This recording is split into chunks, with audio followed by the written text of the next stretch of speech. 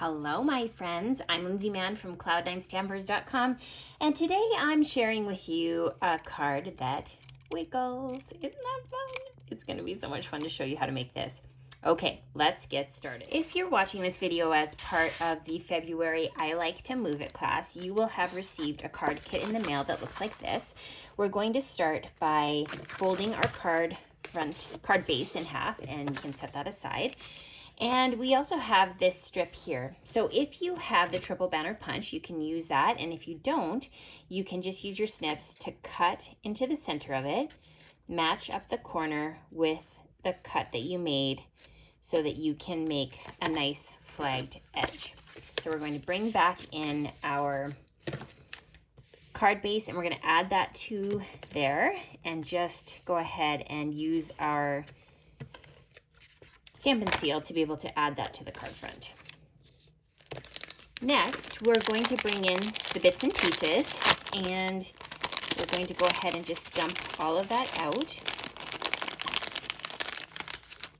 So I've pre-cut for you 2 cacti, and we're going to use those in just a second, but I wanted to show you how to make the wiggly part of it. So this is using wire. So I just purchased this on Amazon, and it's really fine gauged wire.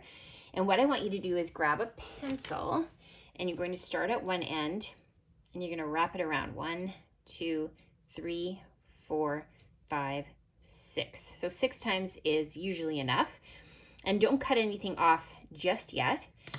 Then you're going to bring in the circle and find something to poke. You can either use your pokey tool, or if you've got a handheld punch, you can use that. And you're going to just bring that through the bottom. Now here is where you're going to want to give some extra insurance to that. So I'm going to use a piece of tear and tape, but if you don't have that, you could use a piece of just gift wrapping tape. I don't even know what that stuff's called. Let me just poke that through again. Okay, so we're just going to lay that down. And I'm not going to remove the top just yet. We're going to add our cactus before we stick it down. Okay, so just kind of wind up the little spirals. And then we're going to add this to this. And again, I'm going to use a piece of tear and tape to add that on. So just on the back of this, like so. And this piece, we're not going to remove the backing. So if you have any that's kind of hanging over, then just use some scissors to trim it.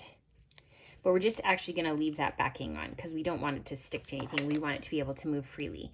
And then I'm just going to trim off any excess and kind of bend that over so it can't slide out. Okay, so then I'm going to squish this right on top. And there we go. There's our springy little cactus. Okay, so now I'm going to add more tape to the back of my circle. Remove the backings.